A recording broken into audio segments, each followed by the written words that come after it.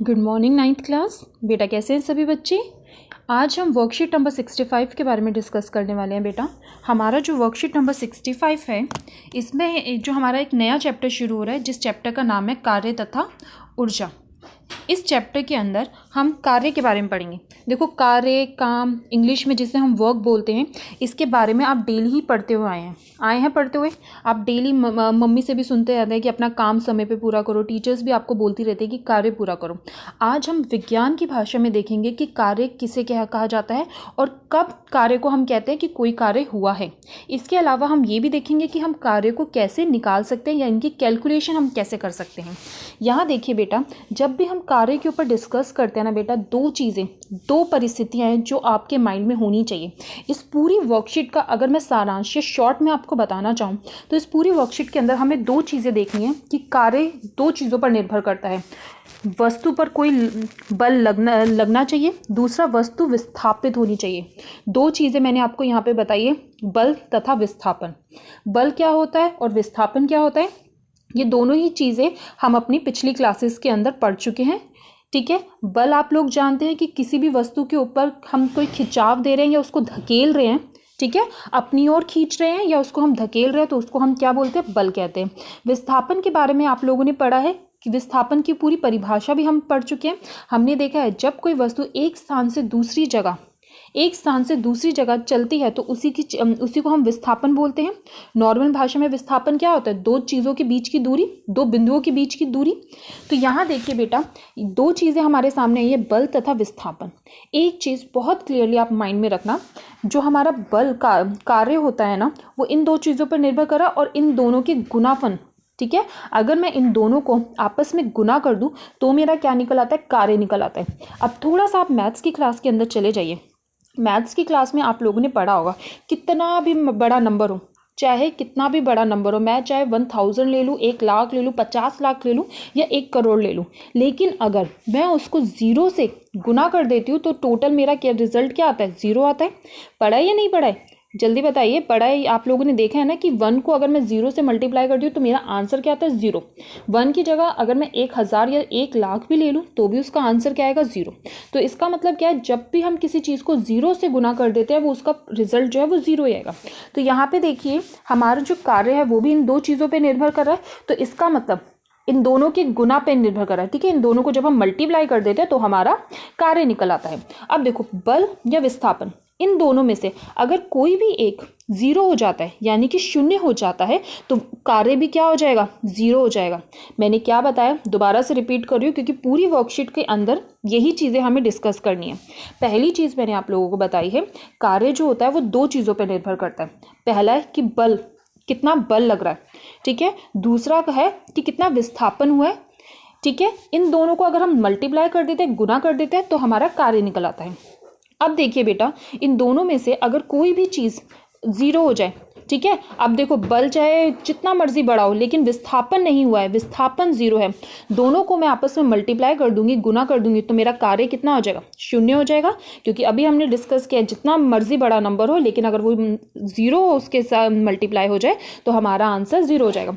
वहीं सिमिलरली अगर विस्थापन जो है वो हमने बहुत सारा विस्थापन कर दिया लेकिन वहाँ पे बल नहीं लग रहा है, बल 0 है, तो भी हमारा कार्य, साइंस की भाषा में कार्य क्या हो जाएगा, 0।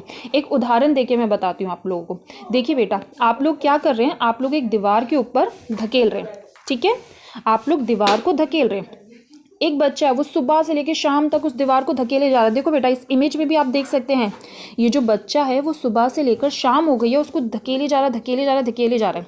उसकी हालत ख़राब होगी, इतनी सारी ऊर्जा उसने लगा दी है उस पर, ठीक है, उसने दीवार को धकेलने में बहुत सारी ऊर्जा लगा दी है। लेकिन साइंस की भाषा में चाहे वो पूरा दिन लगा रहा, उसकी हालत ख़राब हो गई, लेकिन साइंस की भाषा में उसने कोई कार्य नहीं किया। साइंस की भाषा में यहाँ पे उसने कोई कार्य नहीं किया।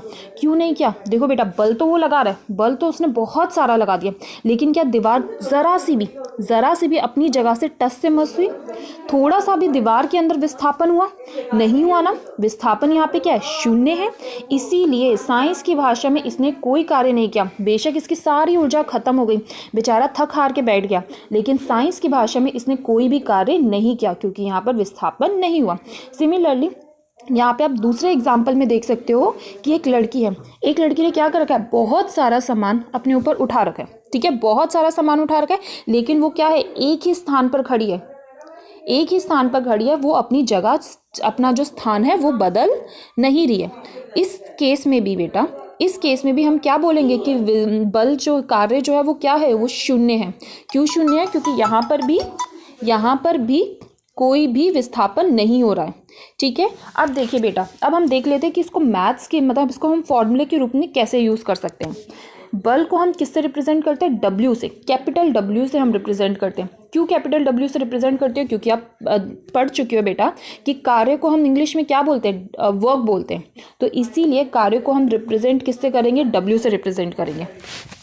बल आप लोगों ने पढ़ा है, बल को हम फोर्स बोलते हैं, इसलिए F से रिप्रेजेंट होता है, और विस्थापन को हम S से रिप्रेजेंट करते हैं। ये सारी चीज़ें हम पिछली क्लास में पढ़ चुके हैं। अभी मैं ऊपर आप लोगों को बता रही थी कि वर्क के लिए हमारे पास क्या फॉर्मूला होता है। वर्क जो होता है, बल और विस्थापन को अगर हम आपस में गुना कर देते हैं तो हमारा कार्य निकल आता है। एक और चीज़ आप यहाँ पे देखेंगे बेटा, बल जो होता है, बल और जो है वस्तु और उसके बीच के जो कोण होता है उसके ऊपर भी निर्भर करेगा। बल जो है किस दिशा में, वर्क जो है किस दिशा में बल लग रहा है और कहाँ विस्थापन हो रहा है, उन दोनों के बीच में जो कोण बन रहा है उस पर भी निर्भर करता है। इसका रिलेशन निकालने के लिए हमारे पास कॉस थीटा होता है। देखो बेटा, अभी तो आप लोगों को शायद कॉस थीटा का मतलब नहीं समझ में आ रहा होगा, लेकिन 10th क्लास में आप लोगों को ट्रिग्नोमेट्री सिखाई जाती है। वहाँ पे आप sine theta, cos theta, tan theta, इन सब के बारे में पढ़ेंगे।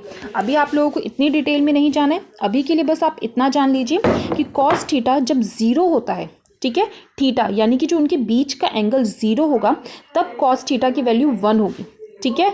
और अगर यही थीटा की वैल्यू 90 डिग्री हो जाती है तो थीटा हमारा कितना हो जाता है? 90 डिग्री। अगर इनके बीच का एंगल 90 डिग्री हो जाता है तो थीटा हमारा, कॉस थीटा हमारा 0 होता है। तो इसका मतलब Fs और वर्क कितना हो जाएगा? 0। इस चीज़ को आप हमेशा याद रखेंगे बेटा कि बल और विस्थापन के बीच का जो एंगल होता है उन पर चीज़ों पर भी निर्भर कर रहा है। अगर उनके बीच का एंगल मतलब कॉस थीटा जो है वो 0 है तो उसकी वैल्यू कितनी हो जाती है? कॉस 0 की वैल्यू होती है 1, ठीक है। आप लोग यहाँ पे लिख लो, मैं आपको बता रही हूँ, कॉस थीटा की जो वैल्यू होती है वो होती है 1। वहीं अगर कॉस 90 डिग्री की अगर मैं वैल्यू बोलूँ आपको तो वो हो जाएगी 0।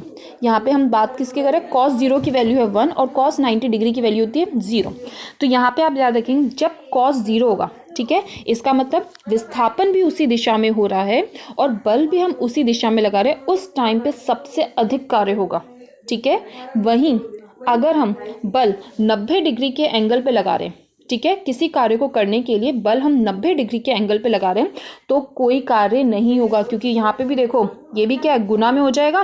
अब कॉस थीटा की वैल्यू जैसे ही हमने 0 रखेंगे, कार्य क्या हो जाएगा? यहाँ पे 0 हो जाएगा। अब देखो बात कर लेते हैं बेटा हम इसके मात्रक की। सिंपल है बेटा इसका मात्रक निकालना। छोटी क्लासेस से आप पढ़ते हुए आए हैं कि थोड़ा भी अगर आपको छोटी क्लासेस का याद हो तो आप लोगों को पता होगा कि कार्य का जो मात्रक होता है वो होता है जूल। याद आया? कोई भी कार्य अगर आपसे पूछा जाता है तो आपको बोलते हैं जूल।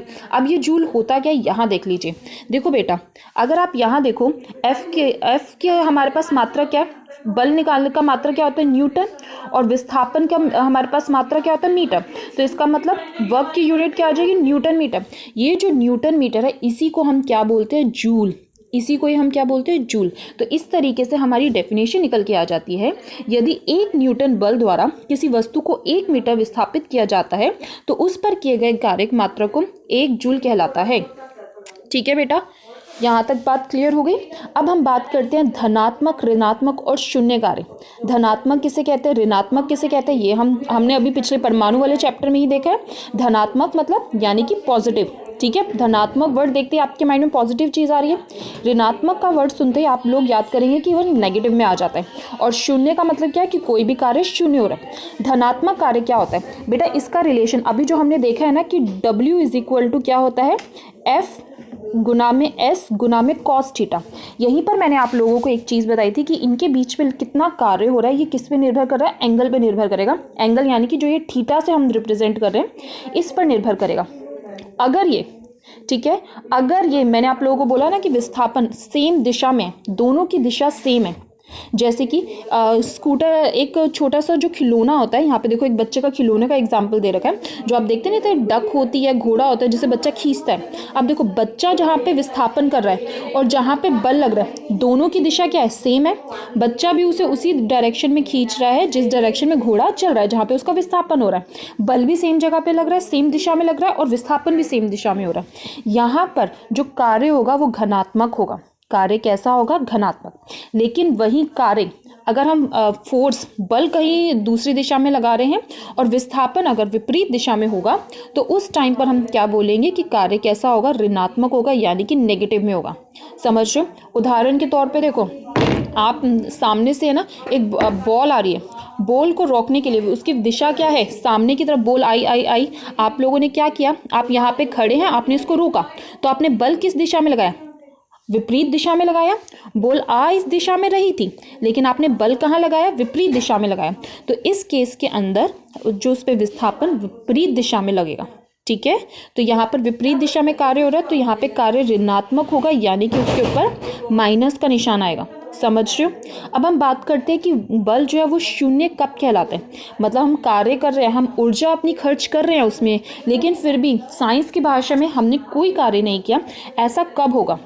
देखो बेटा, यहाँ पे देखो, अब देखो आप लोगों ने रिलेटिविटी के बारे में पढ़ा है। जब हम मोशन चैप्टर पढ़ते हैं तो वहाँ पे हम रिलेटिविटी के बारे में पढ़ते हैं।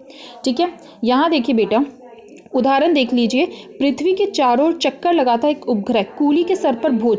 यहाँ पे देखो कूली जो है, कूली और उसके ऊपर जो बोझ रखा हुआ है, अगर मैं इन दोनों को देखूं, मैं कूली को नहीं देख रही हूँ कि वो जगह के हिसाब से विस्थापन कर रहा है या नहीं कर रहा। मैं कंपेयर किसको कर रही हूँ, कूली को कंपेयर कर रही हूँ, और उसके ऊपर जो बोझ रखा हुआ है उसको कंपेयर कर रही हूँ। कूली और बोझ, देखो बेटा, उनके बीच में तो कोई विस्थापन नहीं हुआ है, उनके बीच में तो कोई, आप ये लगा सकते हैं कि कोई बल नहीं हुआ। और यहाँ पे भी तब भी उसके सर पे था। 10 मिनट के बाद बेशक उसने 1 किलोमीटर की दूरी तय कर ली, लेकिन कूली और उस बोझ के, इन दोनों के बीच में तो कोई विस्थापन नहीं हुआ है। इस केस के अंदर कार्य क्या कहलाएगा, शून्य कहलाएगा।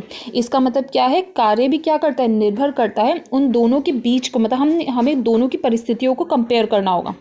ठीक है, हम ये नहीं देखेंगे कि ओवरऑल कितना कार्य कर रहा है, हम देखेंगे कि उस व्यक्ति के नज़रिए, हम ये देखेंगे कि उन दोनों के बीच क्या कार्य हो।